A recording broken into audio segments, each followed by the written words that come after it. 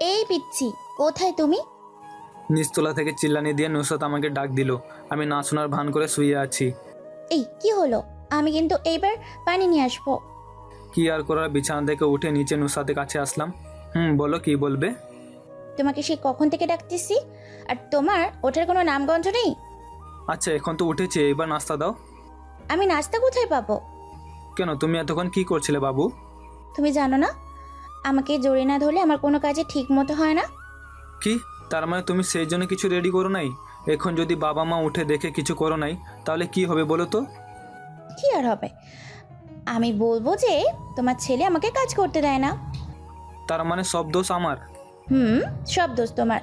তুমি যদি আমাকে জড়িয়ে ধরতে, তাহলে আমি সব কিছুই রেডি করতে পারতাম। হয়েছে, এখন আর কিছু বলতে হবে না, চলো কাজ করবে।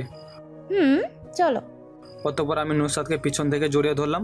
নুসরাত সেই তার মতো কাজ করতেছে, কিন্তু আমাকে একবারও নড়তে হয় নাই, কারণ নুসরাত সব জিনিসগুলো তার পাশে রাখলো।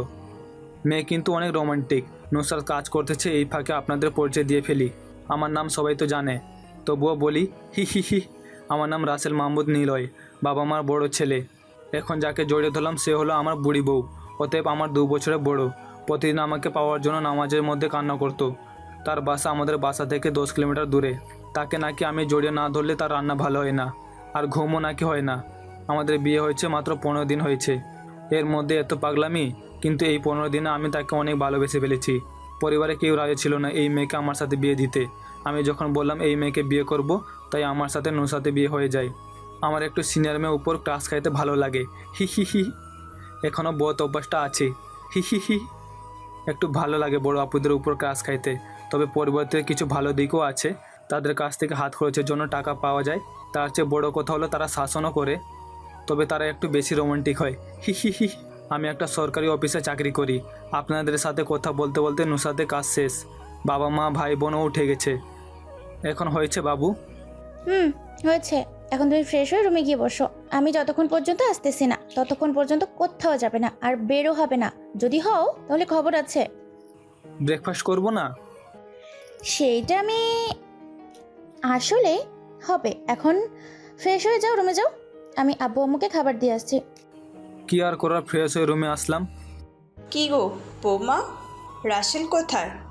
সে কি খাবার খাবে না? সে পরে খাবে। মা, তোমরা খেয়ে নাও। আচ্ছা ঠিক আছে। মা তুমি খাবে না? আমি পরে খাবো মা।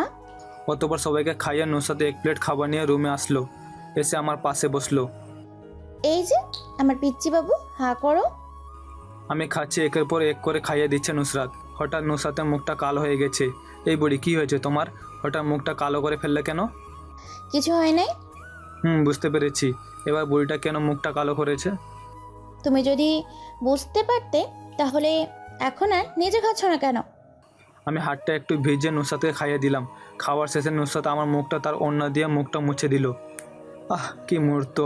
আজকে দিনটা অনেক ভালো কাটবে। নুসরাত চলে গেছে, আমি অফিসে যাওয়ার জন্য রেডি হচ্ছি। এমন সময় নুসরাত আমার কাছে আসলো। কি হয়েছে বুড়ি? এই পিচ্ছি, আমাকে বুড়ি ডাকবে না। বাহ, ভালো তো।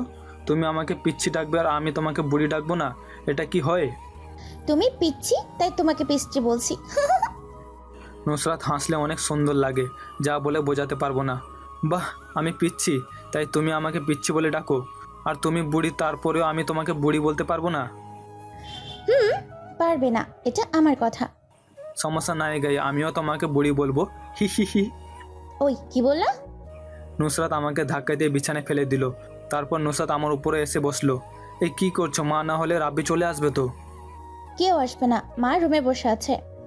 রাব্বি স্কুলে চলে গেছে। এখন কি বলছিলে বলো তুমি? আমি আবার কি বললাম তোমাকে? বাহ, আমার বাবু তো অনেক ভালো। তা কিছু বলে নাই বাবু? না বাবু, কিছু বলে নাই তো। তাহলে বাবু আমার বুঝতে ভুল হয়েছে, তাই না? হতেও পারে। এই তুমি আমাকে বুড়ি বলো নাই? ওরে বাবারে, আমি কি আমার বাবুনিটিকে বুড়ি বলতে পারি? এই যে তোমার গালগুলো দেখে কেমন গুলুগুলু লাগছে।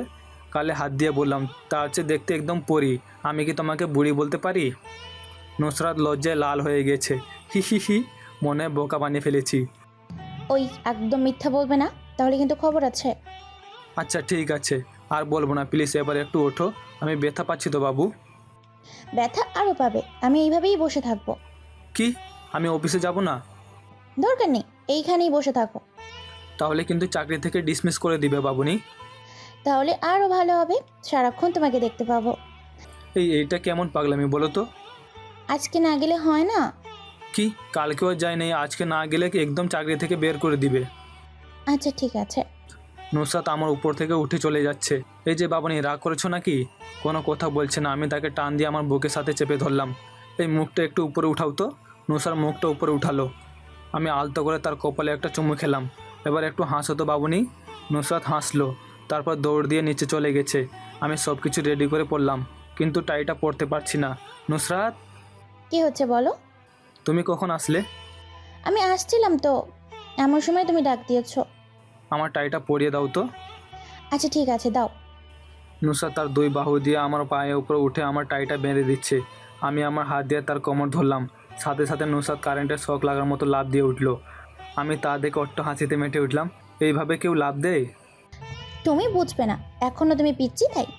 আচ্ছা ঠিক আছে, এ তো বুঝলে আমার মাথা নষ্ট হয়ে যায়। হি হি হি হি। নষ্ট হবে না আমার পিচ্ছি, আমি আছি না। ওরে বাবা, আমার বউ আছে না? দয়া করে আমার টাইটা একটু বেঁধে দিবে বাবুনি। দেবো তো। নুসরাত এসে আবার তার দুই বাহু দিয়ে আমার পায়ের উপর উঠে আমার টাইটা বেঁধে দিল। আহ, কি মুহূর্ত! সিনের মেয়ে বিয়ে করে ভালোই হলো। হি হি হি। এই কি ভাবছো? কিছু না, আমার পাওনাটা দাও। হি হি হি। আমার কাছে আসো। আমি নুসরাতের কাছে চলে আসলাম। তারপর দুইটা পাপ্পি দিল। আহ, আপনারা আবার নজর দিয়েন না। হি হি হি। আমার পাওনাটা আনতে ভুলবে না কিন্তু। আচ্ছা ঠিক আছে বাবুনি। ওকে, টাটা, ভালো করে যাবে। আচ্ছা ঠিক আছে, টাটা, বাই বাই। বাসা থেকে বের হয়ে অফিসে চলে আসলাম। অফিসে এসে মন দিয়ে কাজ করতেছি। কাজ করতে করতে দুপুর হয়ে গেছে। নুসরাত ফোন দিল। কেন ফোন দিল তা আমি ভালো করে জানি। ফোনটা কেটে দিয়ে অফ করে রাখলাম। অফিস থেকে বের হয়ে বাসায় উদ্দেশ্যে রওনা দিলাম। আসার সময় একটা ফুল দোকান থেকে 4-5টা ফুল নিলাম। নুসরাত একটু ফুল বেশি পছন্দ। বাসায় এসে সোজা আমার রুমে চলে আসলাম। দেখছি নুসরাত বিছানায় শুয়ে শুয়ে কান্না করতেছে। এই যে আমার রোমান্টিক বউ, একটু এদিকে দেখো তো। নুসরাত আমার কণ্ঠ শুনে সাথে সাথে আমার দিকে ফিরে তাকালো। আমাকে দেখে সাথে সাথে জড়িয়ে দিল। প্রায় কিছুক্ষণ জড়িয়ে দিল, তবে ছাড়ছে না। এই যে আমার রোমান্টিক বউ, আমায় কি খাবার দিবে? আমার বুক থেকে মুখটা উঠিয়ে বলল, আমার পাওনা কোথায়? এখন তো আনি নাই, তবে বিকালে অফিস থেকে আসার সময় নিয়ে আসবো। আমার লক্ষ্মী বউ, এবার চলো খাবার খাবে। না, যাবো না। ওগো দেখো না তোমার জন্য কি আনছি। নুসরাত আমার দিকে তাকিয়ে বলল। কি আনছো? ফুলগুলো তাকে দিলাম। এটা দিয়ে হবে না, আমার পাওনা আমাকে দিতে হবে। আচ্ছা ঠিক আছে, অফিস থেকে আসার সময় নিয়ে আসবো। না, হবে না। ঘড়ির দিকে তাকিয়ে দেখলাম 2:45 হয়ে গেছে। এই এখন চলে যেতে হবে। আচ্ছা আমি আসি, পরে কথা হবে। রুম থেকে বের হয়ে সোজা অফিসে চলে আসলাম। অফিসে এসে বসের কিছু বকা শুনতে হলো। কাজ করতে করতে বিকাল হয়ে গেছে, এখনও কিছু খাইনি, অনেক খিদে লাগছে। জানি নুসরাতও খাই নাই। অফিস থেকে বের হয়ে কিছু চকলেট নিলাম আর ফুচকা নিলাম। প্রতিদিন তাকে এইগুলো দিতে হবে, তা না হলে সারাদিন কথা বলবে না। বাসায় চলে আসলাম, রুমে ঢুকলাম, নুসরাত নাই। এই সুযোগে ওইগুলো লুকিয়ে রাখি, তারপর একটু মজা নিতে পারবো। নিচে এসে ফ্রেশ হয়ে ফ্রিজ থেকে কিছু ফল খেয়ে রুমে এসে ঘুমিয়ে পড়লাম। আমার ঘুম ভাঙলো, পাশে নুসরাত আমাকে জড়িয়ে ধরে ঘুমিয়ে আছে। আমি তার দিকে তাকিয়ে তার মুখটা দেখতেছি। তার কপালে একটা পাপড়ি দিলাম। তার হাতটা আমার কাছ থেকে নিয়ে তার কাছে দিলাম। আমি বিছানা থেকে উঠে ফ্রেশ হয়ে আম্মু রুমে এসে দেখলাম তারা সবাই গল্প করতেছিল। রাসেল, কি হয়েছে? কিছু না আম্মু। আচ্ছা ঠিক আছে।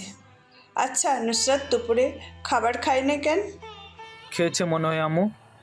আচ্ছা ঠিক আছে। আমি ছাদে এসে দোলনায় বসে আছি। কিছুক্ষণ পর নুসরাত ছাদে আসলো, এসে আমার পাশে বসলো। এই বাবু, এদিকে ফিরো। নিশ্চুপ। নুসরাত নিচে চলে গেছে। আমিও আমার রুমে এসে ফুচকা আর চকলেটগুলো ছাদে নিয়ে আসলাম, এনে নুসরাতের জায়গায় রাখলাম। কিছুক্ষণ পরে একটা প্লেটে করে নুসরাত খাবার আনলো। হ্যাঁ করো। নুসরাত দোলনায় বসে পড়লো। আমি নিচে এসে হাত ধুয়ে আবার ছাদে আসলাম। নুসরাতের মুখটা কালো করে বসে আছে। এই যে বুড়ি বউ, হাঁ করো। আমি নুসরাতের হাত থেকে খাওয়ার প্লেটটা নিয়ে বললাম। নুসরাত আমার কথা শুনে অবাক হয়ে তাকিয়ে আছে। সেই এটা আশা করে নেই আমার কাছ থেকে মনে হয়। আমি নুসরাতকে খাইয়ে দিচ্ছি আর নুসরাত আমাকে খাইয়ে দিচ্ছি। খাওয়া শেষে তুমি দুপুরে চলে গিয়েছিলে কেন? আর তোমার মোবাইল বন্ধ কেন? নুসরাত কান্না করে বলল, দুপুরে টাইম ছিল না তাই চলে গিয়েছিলাম। মোবাইলটা দুপুরে বন্ধ করা ছিল। আমি নুসরাতের চোখের পানি মুছে দিয়ে বললাম, আর খুলতে মনে ছিল না, বন্ধ ছিল। আমার পাওনা কোথায়? তোমার পাশে দেখো। নুসরাত ওইগুলো পেয়ে আমাকে জড়িয়ে ধরলো। সে খাচ্ছে আর খাচ্ছে। আমি হাঁ করে তাকিয়ে আছি। এই মেয়ে এত ঝাল কীভাবে খেতে পারে?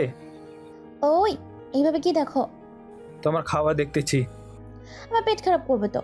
হলে আরও ভালো হবে, ডাক্তার কিছু টাকা পাবে। হি হি। তাহলে টাকা কার যাবে বাবু? কেন টাকা আমার যাবে? তাহলে লস কার হবে? তোমার লস হবে। হি হি হি হি। কিভাবে লস হবে? তুমি সারাক্ষণ বিছানায় পড়ে থাকবে, তাহলে জামাইকে কিভাবে আদর করবে? হি হি হি। ও মা, তাই নাকি? তাহলে বাবু এখন কয়টা বাজে? 10টা কেন, কি হয়েছে? কিচ্ছু হয় না। তাহলে আম্মুরা সবাই ঘুমিয়ে গেছে। আমার কোলে মাথা রাখো। কেন, কি করবে? যা করার আমি করব, তুমি কোলে মাথা রাখো। রাগ দেখে বলল। আমি নুসরাতে কোলে মাথায় রাখলাম। সেই তার আঙ্গুল দিয়ে আমার কপাল টিপে দিচ্ছে। আহ, কি ভালোই না লাগতেছে। ওই তুমি আমাকে দুপুরে কষ্ট দিয়েছো কেন? সারপ্রাইজ দেওয়ার জন্য ভাবতেছি তোমাকে প্রপোজ করব। কিন্তু তুমি যেই পরিমাণে রাগ করেছো, মনে হয় 2 দিনেও শেষ হবে না। ওইদিকে অফিসেও দেরি হয়ে যাচ্ছে। রুমে ফুল আছে, এনে আমাকে প্রপোজ করবে। কেন? আমাদের বিয়েই হয় নাই, ওইভাবে প্রপোজ করবে। আমি পারবো না। তাহলে জড়িয়ে ধরে ঘুমাতে পারবে না, মনে রেখো। কিছুক্ষণ পর করব। আর একটু তোমার কোলে মাথা রেখে ঘুমাই। দরকার নেই, এখন গিয়ে আমাকে প্রপোজ করবে, এটাই আমার কথা। আচ্ছা যাচ্ছি। কি আর করা, রুম থেকে ফুলগুলো নিয়ে নুসরাতের সামনে হাঁটু গেড়ে বসে বললাম, বুড়ি তুমি কি আমার রাতের জড়িয়ে ধরা ঘুমানো কলবালিশ হবে? এই হবে না, সুন্দরভাবে প্রপোজ করো। ওইখানে বুড়ি, ওইটা কেন লাগাইছো? আচ্ছা করতেছি। ও আমার বাবুনি, তুমি কি আমার রাতে জড়িয়ে ধরে ঘুমানোর কলবালিশ হবে? তুমি কি আমার বাবুর মা হবে? এই আমি এর চেয়ে ভালো কিছু পারি না। হি হি হি। এই দুটো তো আমি চাই। চলো আজকে সারা রাত চাঁদ দেখো। এত কষ্ট করে চাঁদ দেখার কি আছে? আমার পাশে তো একটা চাঁদ আছে। তাই না পিচ্ছি? আরেকবার যদি পিচ্ছি ডাকো, তাহলে আমি কিন্তু এবার বুড়ি ডাকবো। পিচ্ছি বুড়ি পিচ্ছি। বুড়ি। নুসরাত এসে আমাকে জড়িয়ে ধরলো। আমিও তাকে জড়িয়ে ধরে একটা ভালোবাসা পরশ এঁকে দিলাম। প্রিয় শ্রোতা বন্ধুরা, গল্পটি এখানেই শেষ করা হলো। গল্পটি কেমন হয়েছে তা কমেন্টের মাধ্যমে জানাতে ভুলবেন না, এবং চ্যানেলে নতুন হয়ে থাকলে চ্যানেলটিকে সাবস্ক্রাইব করে পাশে থাকা বেল আইকনে প্রেস করবেন, যাতে করে আমাদের প্রত্যেকটি নতুন নতুন গল্পের নোটিফিকেশন আপনাদের কাছে সবার প্রথম পৌঁছে যায়। দেখা হচ্ছে পরবর্তী গল্পে। ততক্ষণ ভালো থাকবেন, সুস্থ থাকবেন। ধন্যবাদ।